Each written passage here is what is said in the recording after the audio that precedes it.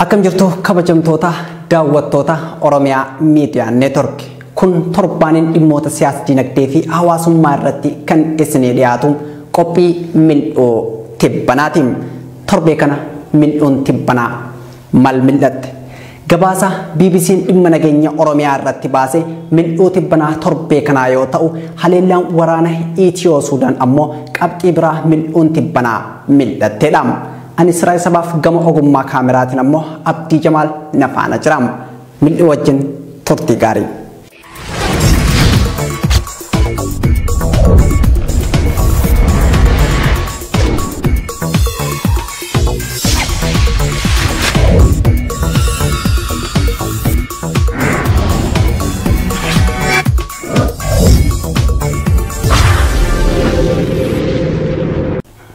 BBC'n nageenya Oromiyaa ilaalchisee mata duree lola riphee loltootaa fi mootummaa gidduu kan lammiilee nagayaa gatii qaalii kafalchiisaa jira jedhuun gabaasa bal'aa barreesseetii jira.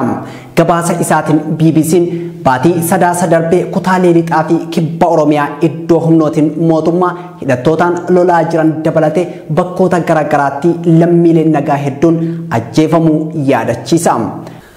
Lolli hidhattoota waraana bilisummaa Oromoo kan mootummaan Itoophiyaa ABO shanee jedhee waamuu fi mootummaa Itoophiyaa jidduutti adeemaa jiru umrii waggaa lamaa olii lakkoofsee jira jedha gabaasni BBC'n qabatee bahe kuni. Kutaalee Oromiyaa hidhattoonni kun keessa socho'an garaagaraatti raayyaan ittisa biyyaa bobba'ee kan ture yoo ta'u lolli Tigraay dhalachuu hordofuun dirqamni hidhattoota kana loluu humna addaa poolisii Oromiyaatti kennamu ministeerri muummee Itoophiyaa Dr. Abiy Ahmad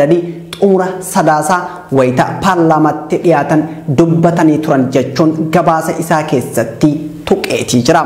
Lixa Oromiyaa iddoowwan tokko tokkotti tajaajila bilbilaa fi intarneetii lola Tigraay hordofee addaan cituu kan yaadachiisu gabaasni kun tarkaanfii fudhatamaa jiruun kanneen ajjeefaman keessaa lammiileen nagaa jiraachuu fi gariin isaanii mana isaaniitii erga qabamanii booda mana murtiitti osoo hin dhiyeeffamin ajjeefamanii argamuun jechuun waan jiraattota irraa odeeffateen gurra addunyaa buuse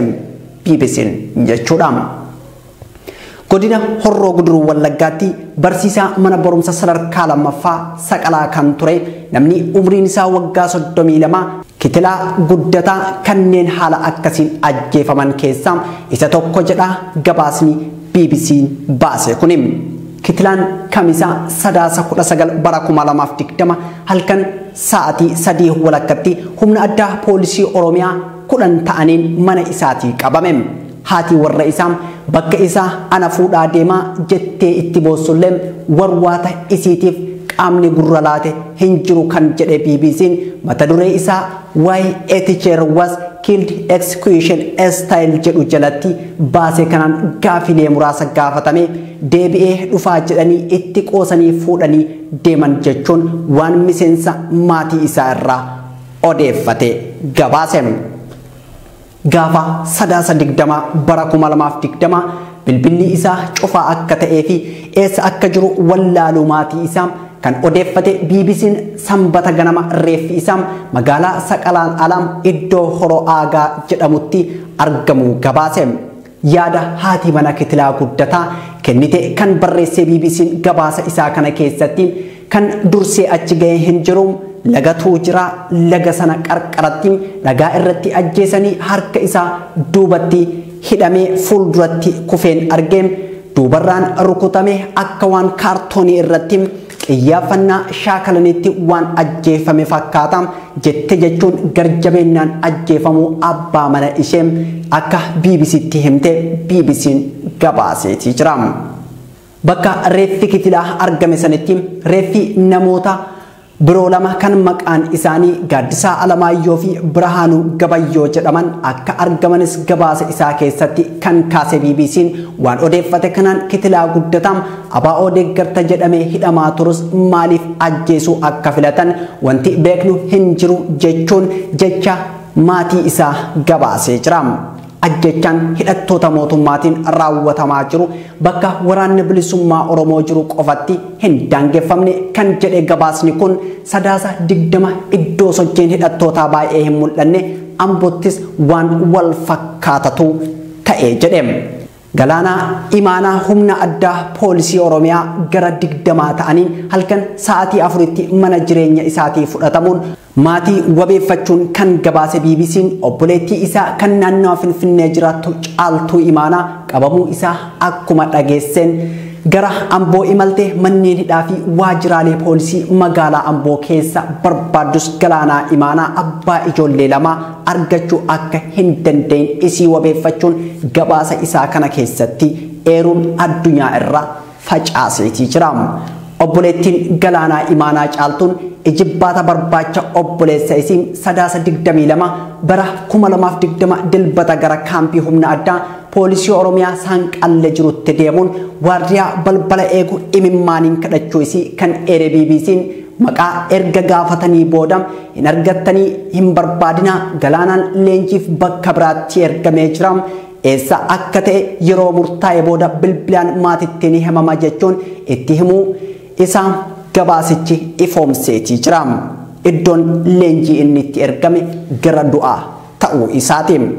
Sadaasa 23 bara 2020 Galaanaan kan poolisootaan qabame ajjeefamee jira oduun jettu miidiyaa hawaasummaa irra naanna'us maatiin hin shakkine garuu kibxata gara waajjira poolisii aanaa Amboo deemuun waa'ee nama ajjeefamee jedhame yoo gaafatan poolisiin nama qarqara laga Daabbisitti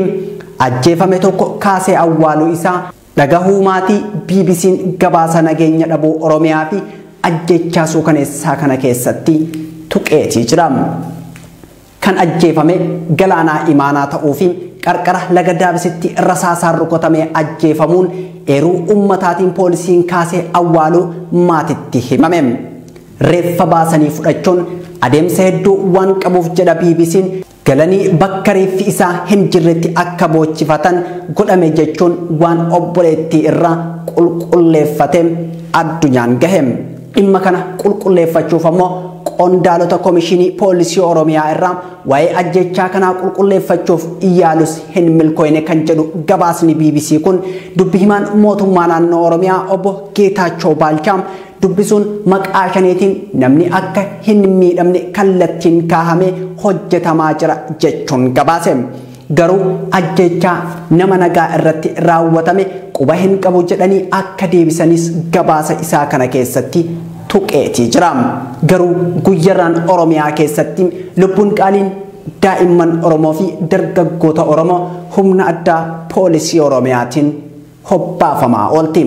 Waldhabdee siyaasaa Oromiyaa keessa jiru lammiilee nagaa gatii qaalii kafalchiisaa jira kan jedhu komishiniin mirgoota namoomaa Itoophiyaa sadaasa keessa qofa ajjechaawwan humnoota nageenyaa mootummaan Oromiyaa keessatti raawwatan 12 galmeessuu isaa fi onkoloolessa 23 dargaggoota 5 magaalaa Naqamtee keessatti ajjeefamuu isaanii BBC'n gabaasa ajjechaa irratti xiyyeeffate kana keessatti tuqeetii jira. Gorsaan komishinara komishinii mirgoota namummaa Itoophiyaa obbo Imaan Abdul Fattah lammiileen nagaa qaamolee mootummaa fi hidhattootaanis ajjeefamuu eeranii jiran kan jedhu BBC'n godina Horroo Guduruu aanaa Abbaay Coommaan muddee 8 namoonni nagaa 7 aanaa Ammurrootti ammoo namoonni 10